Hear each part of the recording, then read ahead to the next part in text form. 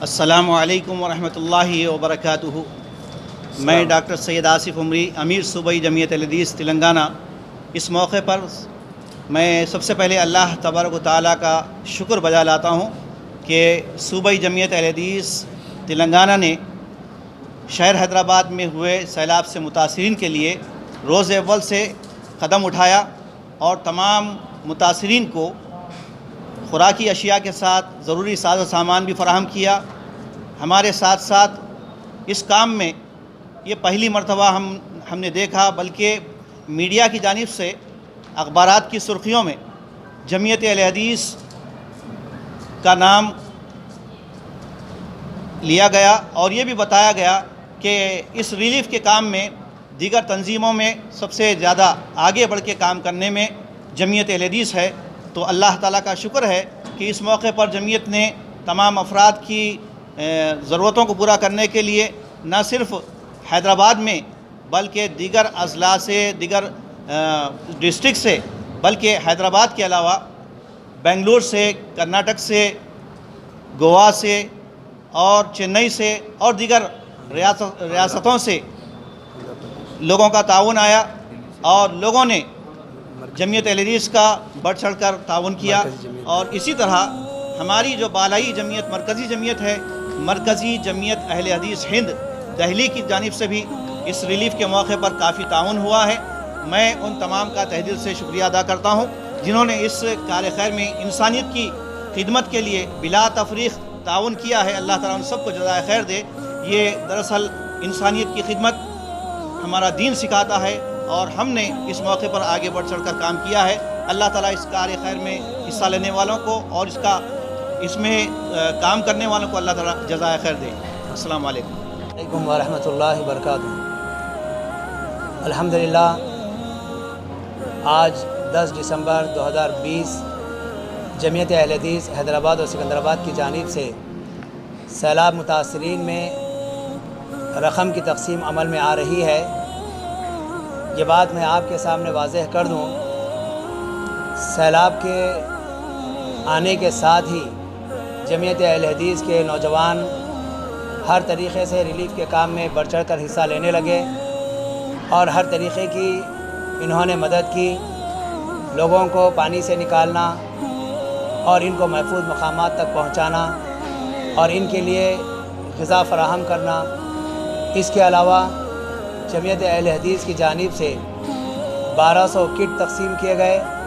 اور ایک کٹ کی قیمت 6000 روپے رہی، اور اس کے علاوہ 50 سلائی مشینیں دیے گئے اور 50 ٹن چاول دیا گیا اور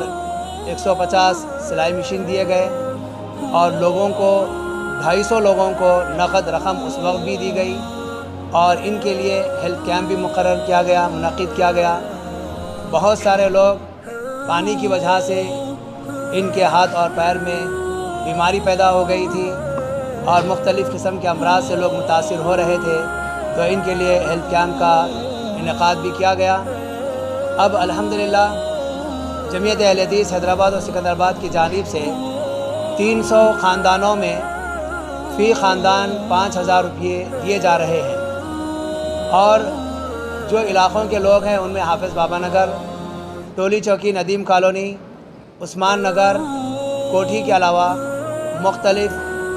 انفرادی طور پر جو لوگ متاثر ہوئے تھے ان کی فہرست ہمارے پاس موجود ہے، اور یہ ہماری پہلی قسط ہے۔ آج 15 لاکھ روپے تقسیم کیے جا رہے ہیں۔ انشاءاللہ آئندہ دوسری اور تیسری قسط بھی رہے گی۔ ہم یہ چاہتے ہیں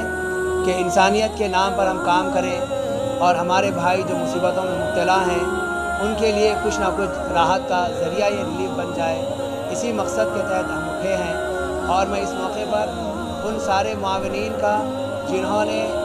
ریلیف کے لیے ہمیں تعاون کیا ہے، میں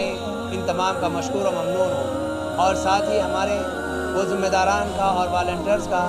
جنہوں نے رات دن ایک کر کے ریلیف کے کام میں اپنے آپ کو مصروف رکھا اور ہر طریقے سے